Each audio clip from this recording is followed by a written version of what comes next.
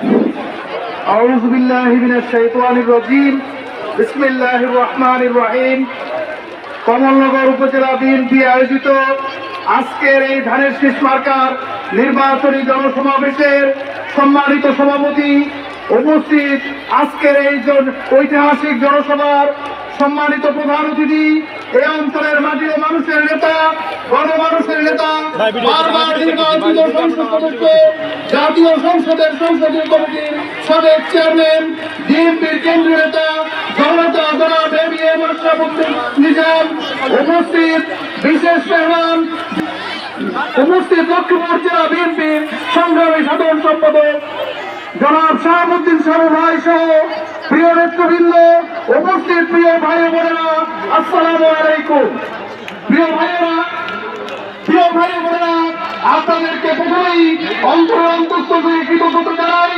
আপনার জনাব এবিএম আশরাফুদ্দিন নিজামের নেতৃত্বে 2024 সালের নির্বাচনকে বর্জন করে আজকে এই গণতন্ত্রকে পুনরায় ফিরে নিয়ে এসেছেন এবং আমরা আমাদের কাঙ্ক্ষিত নির্বাচন আগামী 12ই ফেব্রুয়ারি আমরা দেখতে পাচ্ছি। প্রিয় ভাই বোনেরা, আজকে সেই ফসল গড়ে তোলার সময় আপনারা আগামী 12ই ফেব্রুয়ারি ধানের শীষকে বিপুল ভাবে বিজয়ী করবেন। আপনারা ঘরে ঘরে ধানের শীষের দাওয়াত পৌঁছে দেবেন।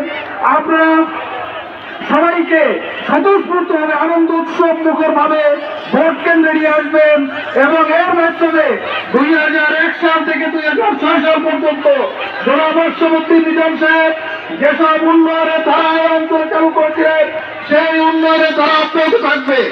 আপনারা আশরাফুদ্দিন নিজাম সাহেবকে ছিলেন, উনি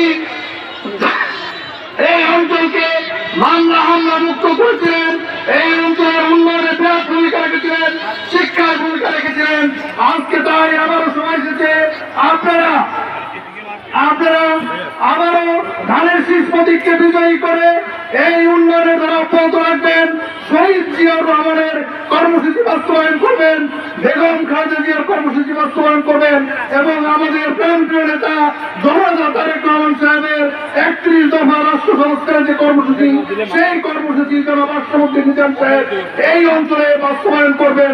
সেজন্য এই ফেব্রুয়ারিতে স্বতঃস্ফূর্তভাবে ভোট প্রার্থনা করে এবং আপনাদের সকলের সুস্বাস্থ্য কামনা করে আমার সংক্ষিপ্ত বক্তব্য এখানে শেষ করছি। আসসালামু আলাইকুম। বাংলাদেশ জাতীয়তাবাদী দল জিন্দাবাদ।